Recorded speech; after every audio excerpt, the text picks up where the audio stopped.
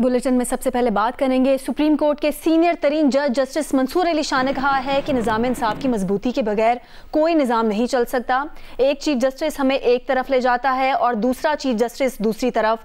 जब तक अफराद से निकलकर निज़ाम की तरफ नहीं आएंगे इसी तरह मामला चलेगा। जस्टिस मंसूर ने तकरीर के इख्तिताम पर फैज़ अहमद फैज़ का ये शेर भी पढ़ा, मिट जाएगी मखलूक तो इंसाफ करोगे, मुनसिफ हो तो हश्र उठा क्यों नहीं देते।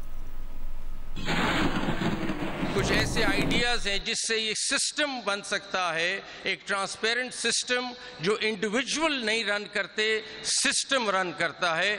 जब तक हम इंडिविजुअल से निकल के सिस्टम की तरफ नहीं आएंगे ये सिस्टम हमेशा हर इंडिविजुअल के ताबे रहेगा और वो इधर से उधर होता रहेगा। इसीलिए इस इदारे में कंटिन्यूटी नहीं है। एक चीज़ जैसे साहब आते हैं वो इस तरफ ले चलते हैं, दूसरे आते हैं उस तरफ ले चलते हैं। तो मैं शेर से एंड करूँगा, मिट जाएगी मखलूक तो इंसाफ करोगे, मुनसिफ हो तो अब हश्र उठा क्यों नहीं देते। आसमा जहांगीर कॉन्फ्रेंस में जर्मन सफ़ीर की तकरीर के दौरान तालिब इल्म का गजा के मामले पर एहतजाज किया गया। आसमा जहांगीर कॉन्फ्रेंस के दौरान जब जर्मन सफ़ीर तकरीर करने आए तो जीसी के तालिब इल्म एहतजाज करते हुए उसने कहा कि यहाँ ये इंसानी हुकूक पर तकरीर और वहाँ इंसानी हुकूक की पामाली करते हैं। लाहौर में आसमा जहांगीर कॉन्फ्रेंस के पहले सेशन में जर्मन सफ़ीर अल्फ्रेड ग्रांस ने तकरीर शुरू की तो जीसी यूनिवर्सिटी से ताल्लुक़ रखने वाले कश्मीरी तलबा ने नारेबाजी शुरू कर दी। तालिब इल्म अली हसन ने जर्मनी में फ़लस्तीन के हक़ में होने वाले एहतजाज में लोगों की गिरफ्तारियों के ख़िलाफ़ सवाल किया और कहा कि पाकिस्तान में ये सफ़ीर इंसानी हकूक़ पर तकरीर करते हैं लेकिन अपने ममालिक में इंसानी हकूक़ की पामाली करते हैं। तलबा के एहतजाज पर जर्मन सफ़ीर गुस्से में आ गए और कहने लगे कि अगर आपने चीखो पुकार करनी है तो बाहर चले जाएं। चीखो पुकार बहस नहीं कहलाती। अगर आप बात करना चाहते हैं तो यहाँ आ जाएं। चीखो पुकार कोई रवैया नहीं, आपको शर्म आनी चाहिए। Shouting is not a discussion. That is what it is. If you want to discuss, come here, we discuss, but don't shout. Shouting is not a behavior. Shame on you.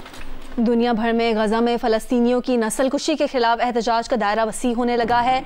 कई दिन से अमरीकी जामियात में मुजाहिरों के बाद आज लंदन में Israeli मज़ालिम के खिलाफ बड़ा मुजाहिरा किया गया। लंदन हज़ारों मुजाहिरीन ने पार्लियामेंट स्क्वायर से हाइड पार्क की तरफ मार्च किया है। बरतानवी हुकूमत से इसराइल को हथियारों की फरोख्त बंद करने का मुतालबा किया। शहबाज शरीफ ने गंदम बहरान का नोटिस लेते हुए पास्को को गंदम की खरीदारी का हदफ बढ़ाने का हुक्म दे दिया है।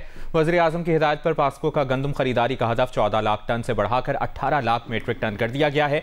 वज़ीर आज़म ने वफाकी हुकूमत को हिदायत की कि किसानों से गंदम की खरीदारी यकीनी बनाई जाए।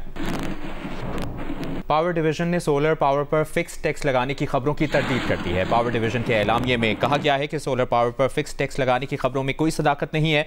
सेंट्रल पावर परचेजिंग एजेंसी या पावर डिवीजन ने हुकूमत को ऐसी कोई समरी नहीं भेजी है। पावर डिवीजन के एलामिये में कहा गया है कि अमीरों के बेतहाशा सोलर पैनल लगाने से गरीब सार्फिन मुतासर हो रहे हैं। यह सिलसिला जारी रहा तो गरीब सार्फिन के फ़ी यूनिट नर्ख में ₹3.35 फ़ी यूनिट इजाफा होगा। सोलराइजेशन में बहुत तेज़ी से इजाफा होने के बाद नया नर्ख देने की ज़रूरत है। दूसरी तरफ पावर डिवीजन के ज़राए का कहना है कि अगर सोलर पर टैक्स लगेगा तो 12 किलोवाट से जायद के सिस्टम पर लगेगा, जबकि घरेलू सार्फिन को 12 किलोवाट से कम पर चलाया जा सकता है।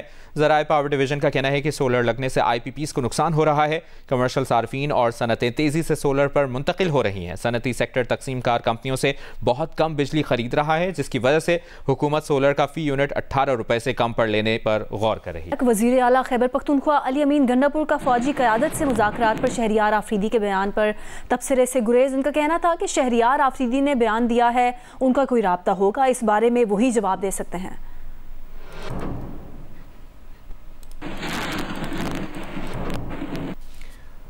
रहनुमा मुस्लिम लीग नून ख्वाजा साद रफीक ने PTI रहनुमा शहरियार आफरीदी के फौजी क़यादत से बराह रास्त मुज़ाकरात पर रद्द-ए-अमल देते हुए कहा है कि इस बयान से बिल्ली थैले से बाहर आ गई। एक हाथ गिरबान पर और दूसरा पाँव पर बानी PTI का पुराना वतीरा है। साद रफीक का यह भी कहना था कि वज़ीर आला खैबर पख्तूनख्वा अली अमीन गंडापुर को इस्लामाबाद पर चढ़ाई का गैर जिम्मेदाराना बयान वापस लेना चाहिए। फिलवक्त हुकूमत में गवर्नर राज की कोई सोच नहीं है, मगर ये नहीं हो सकता कि कोई इस्लामाबाद पर चढ़ाई भी करे और हुकूमत भी रहे। जहाँ तक वज़ीर आला खैबर पख्तूनख्वा की धमकी का ताल्लुक है, बहुत इमेच्योर स्टेटमेंट है। गंडापुर साहब को अपना बयान वापस लेना चाहिए और उन्हें अपने सूबे की खिदमत के लिए और अपने सूबे की बेटरमेंट के लिए कानून और आइन के दायरे में रहते हुए वफाक से ताउन करना चाहिए और और वफाक को उनसे ताउन करना चाहिए। इतना अंदाज़ा मुझे है कि अगर कोई इस्लामाबाद पे कब्ज़े की या चढ़ाई की कोशिश करेगा और वो चाहेगा कि वो हुकूमत भी करे, तो ये दोनों काम इकट्ठे नहीं चल सकेंगे। तो PMLN की और पीपल्स पार्टी की और जो इत्तेहादियों की हुकूमत है, मैं नहीं समझता कि वो किसी सूबे में गवर्नर राज लगाना चाहते हैं, ऐसी कोई सोच नहीं है। लेकिन अगर चढ़ाई की बातें करेंगे और अगर आप चढ़ाई की तरफ चलेंगे तो हालात ख़राब ही होंगे। कल PTI के एक लीडर ने कहा है कि वो फ़ौजी की आदत से बराह रास्त मुलाकात करना चाहते हैं, उनकी मर्ज़ी है। लेकिन मैं ये समझता हूँ आज या कल या परसों जो सियासतदान है उसको एक दूसरे से बात करनी पड़ेगी। लेकिन ये बिल्ली नहीं बल्कि बिल्ला थैले से बाहर आ गया। ये इमरान खान साहब का पुराना काम है, एक हाथ पे गिरेबान पे, दूसरा हाथ पाँव पे। ये पहली बार नहीं हुआ। एक तरफ तरले करते हैं कि मेरे नाम मुक जाओ और बाहर नारे लगाते हैं कि मैं आज़ादी का लंबरदार हूँ। तहरीक इंसाफ के सेनेटर शिबली फराज ने कहा है कि हुकूमत मुज़ाकरात में संजीदा है, तो पहले मुज़ाकरात की शराइत तय करे, पहले तय किया जाए कि मुज़ाकरात किस माहौल और किस बुनियाद पर होंगे। अपने बयान में उन्होंने कहा कि अगर इरफान सिद्दीकी मुज़ाकरात चाहते हैं तो मीडिया पर गुफ्तगू के बजाय हमसे बात करें। ये भी वाज़ेह होना चाहिए कि इरफान सिद्दीकी किसकी नुमाइंदगी कर रहे हैं, हुकूमत की, नवाज शरीफ की या शहबाज शरीफ की।